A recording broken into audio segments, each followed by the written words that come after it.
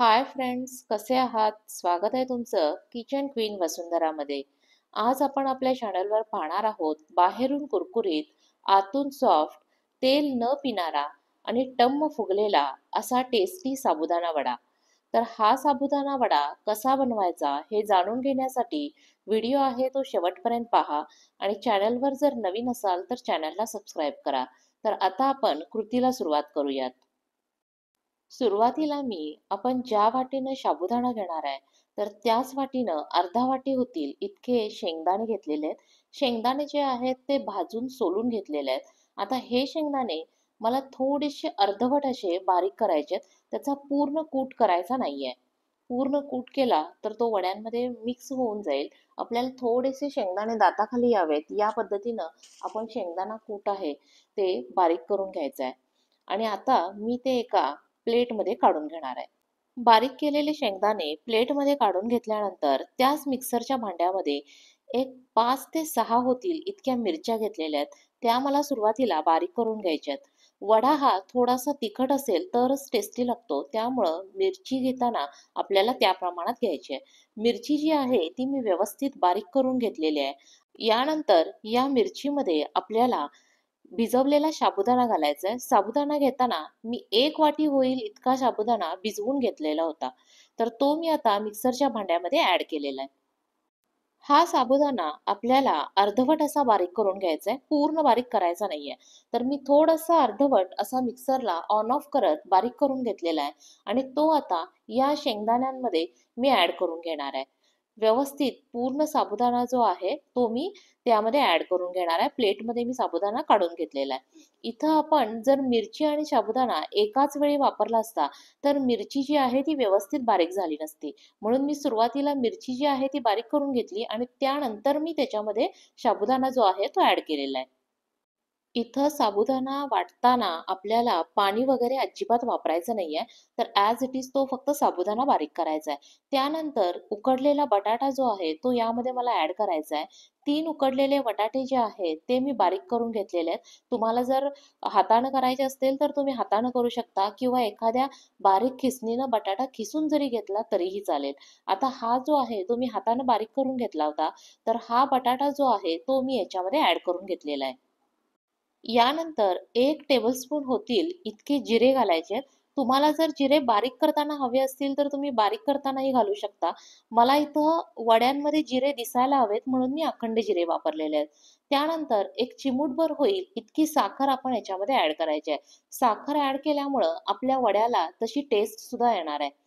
साखर घातल्यानंतर आपल्याला 1 टेबलस्पून होईल इतकं बारीक मीठ घालायचं आहे. वडे जे आहेत ते आपण तळून घेणार आहोत. त्यामुळे मीठ घालताना सुरुवातीला थोडंसं कमीच मीठ घालायचं आहे. मी इथं 1 टेबलस्पून होईल इतकं मीठ ॲड केलेलं आहे.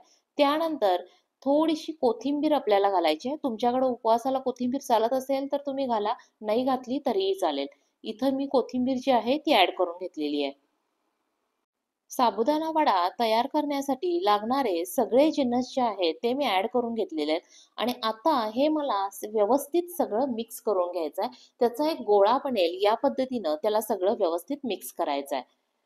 इथं तुम्हाला जर आवडत असेल तर थोडासा लिंबूचा रस आणि एक 8 ते 10 कढीपत्त्याची पानं जी आहेत ती बारीक चिरून त्यामध्ये घातली तरीही चालेल. त्यामुळं वड्याची चव जी आहे ती थोडीशी वेगळी येईल. इथं मी कढीपत्ता किंवा लिंबू मला नको होता त्यामुळे मी ॲड केलेलं नाहीये. साबुदाणा होता तो आपण भिजवून घेतलेला होता. त्याचबरोबर बटाटा उकडलेला असल्या कारणामुळं त्याच्यामध्येही थोडंसं मॉइश्चर असतं. त्यामुळं मी इथं सुरुवातीला पाणी वगैरे काहीही ॲड केलेलं नाहीये. आपल्याला त्याचा व्यवस्थित गोळा होत असेल तर आपल्याला पाणी ॲड करायची आवश्यकता नाहीये. त्यामुळं ते आपण व्यवस्थित चांगलं मळून घेतोय. सगळं व्यवस्थित मळून झालं तरीही त्याचा व्यवस्थित गोळा असा होत नव्हता. याचा अर्थ असा आहे, की ते थोडंसं ड्राय झालेलं आहे. तर आपण त्याच्यामध्ये थोडंसं असं पाणी ॲड करणार आहे. पाणी ॲड करताना आपल्याला अगदी एखादा टेबलस्पून होईल इतकं पाणी ॲड करायचं. सगळं पाणी लगेचच ॲड करायचं नाहीये. आता मी थोडंसं पाणी ॲड केलेलं आहे आणि त्याच्यानंतर ते परत व्यवस्थित मळून घेते. पाणी घातल्यानंतर पण आपल्याला एक 5 मिनिटं का होईना ते व्यवस्थित मळून घ्यायचं आहे. आता मळत असताना त्याची कन्सिस्टन्सी जी आहे ती व्यवस्थित ॲडजस्ट झालेली आपल्याला दिसून येते आणि याच्यापासून आपल्याला वड्यासाठी लागणारा जो काही गोळा आहे तो व्यवस्थित तयार होऊ शकतोय. तर अशा प्रकारे मी हा पूर्ण गोळा जो आहे तो व्यवस्थित तयार करून घेतला होता. आता त्याच्यापासून आपल्याला छोटे-छोटे वडे जे आहेत ते तयार करायचे आहेत. सुरुवातीला हाताला थोडंसं पाणी लावायचं. तयार असलेल्या बॅटरमधील एक छोटासा पार्ट घ्यायचा आणि त्यानंतर तो आपल्याला हातावर व्यवस्थित गोल असा वळून घ्यायचा आहे. आता मी त्यातला एक छोटासा पार्ट घेतला, तो हातानं प्रेस केलेला आहे आणि त्याच्यानंतर दोन्ही हातांनी काय केलेलं आहे, त्याला थोडंसं प्रेस करून घेतलेलं आहे. जर कुठं आपल्याला एखादी चीर वगैरे दिसली, तर ती चीर जी आहे ती आपल्याला कव्हर करून घ्यायची आहे. तर अशा प्रकारे मी सगळे जे गोळे आहेत ते तयार करून घेणार आहे. सुरुवातीला मी सगळे गोळे तयार करून घेणार आहे. त्यामुळं आपल्याला नंतर फ्राय करताना एका मागोमाग एक सगळं व्यवस्थित फ्राय करून घेता येईल.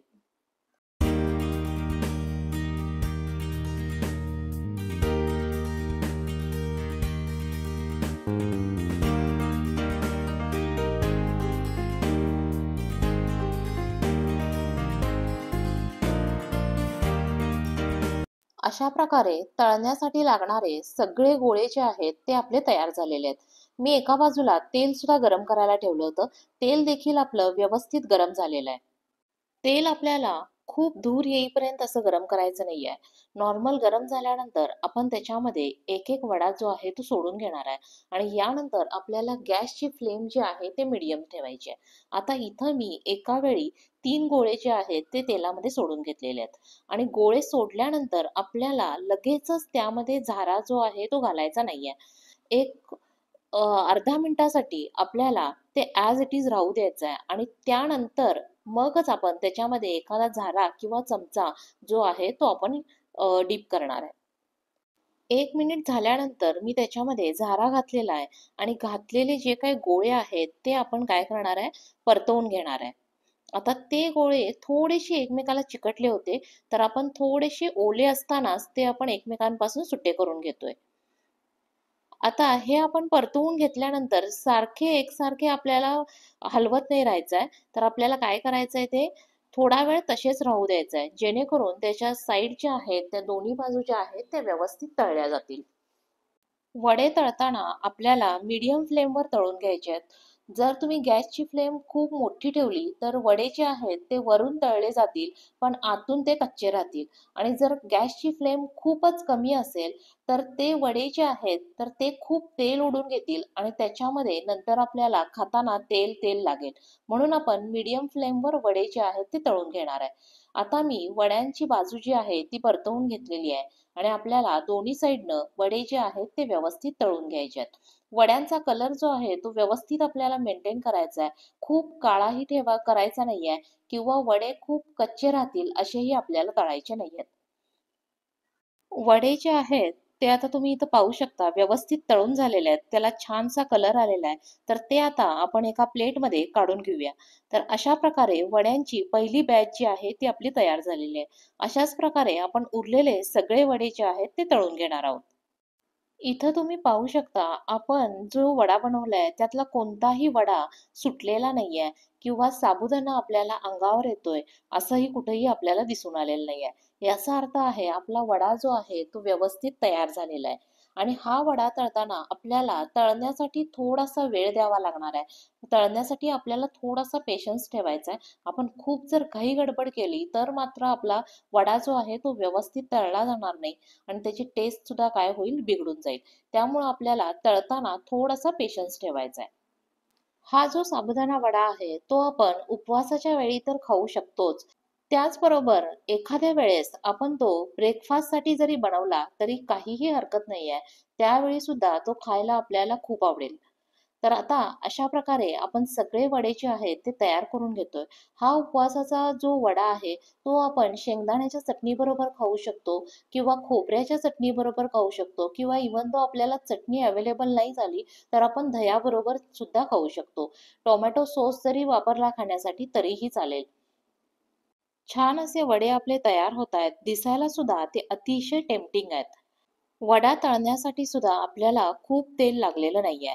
हा जो वडा आहे, तो मी आता इथं खोबऱ्याच्या चटणीबरोबर सर्व्ह करणार आहे. इथं मी ओल्या खोबऱ्याची चटणी केली होती, तर त्याच्याबरोबर मी तो सर्व केलेला आहे. तर अशा प्रकारे आपला साबुदाणा वडा जो आहे तो तयार झालेला आहे. तर ही होती आपली आजची टेस्टी साबुदाणा वडा बनवण्याची रेसिपी. रेसिपी आवडली असेल तर व्हिडिओला लाईक करा, शेअर करा आणि अशाच नवीन नवीन रेसिपीसाठी चॅनलला सबस्क्राईब करा. तोपर्यंत बाय बाय.